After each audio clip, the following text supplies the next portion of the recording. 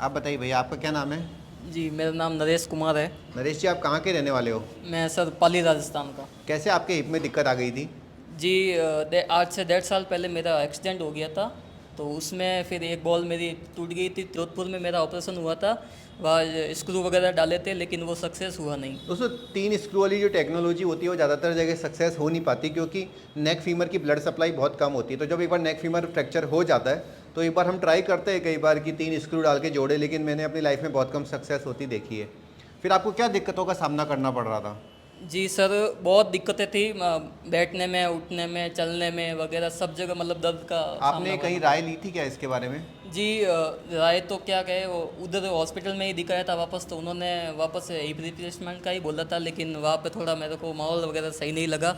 और उसके बाद आपको दिल्ली में भी दिखाया था मैंने। अच्छा, तो वहाँ मैंने दिखाया था, लेकिन उन्होंने कॉस्टिंग का बहुत ज़्यादा बोला था मुझे। कितनी तो कॉस्टिंग बताई गई थी दिल्ली में वहाँ आपको? से वहाँ लगभग हमें 5 से 6 लाख का कहा था। तो एक बात बताओ, वहाँ 5 लाख बताया और यहाँ 1.5-2 लाख में ही हो गया, तो आपको ऐसा नहीं लगा कि डॉक्टर साहब इतना सस्ता कैसे कर रहे हैं? हाँ, पहले तो लगा था, लेकिन फिर एक बार आपसे ऐसे व्हाट्सएप पे चैट भी हुई थी। उसके बाद बात भी हुई और हॉस्पिटल भी देखा, फिर यहाँ का माहौल देखा, फिर सुविधाएं देखी। फिर मुझे पता लगा कि ये तो आपका ही है। और यहाँ पे वो बात नहीं है कि भाई किसी और को, मालिक को और अलग पैसा देना पड़े। डॉक्टर की फीस अलग होती है, ओटी का चार्ज, सब मतलब मिला के ही होता है। इसलिए यहाँ का माहौल कैसा लगा आपको? बहुत अच्छा लगा।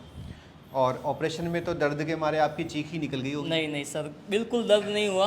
और क्या कहते हैं, ऑपरेशन के 8-10 घंटे के बाद ही मैं वापस चलना स्टार्ट हो गया था। अब आपको लग रहा है कि कुछ पॉजिटिव हुआ है आपके हाँ, साथ? बहुत बहुत पॉजिटिव हुआ है। सेटिस्फाइड हो आप? हाँ, बहुत कोई सही। और लोग हैं जो पाली के या जालोर साइड के रहने वाले हैं जिनको हिप रिप्लेसमेंट की दिक्कत आ रही है और डिसाइड नहीं कर पा रहे, डर लग रहा है कि भाई पता नहीं क्या रहेगा, तो क्या मैसेज आप उनको देना चाहोगे? उनको तो मैं यही मैसेज देना चाहूँगा कि कहीं भी भटकने की ज़रूरत नहीं है। आप यहाँ सीधा अपने डॉक्टर साहब के यहाँ आए और अपना इलाज करवाएं। इनको दे दो।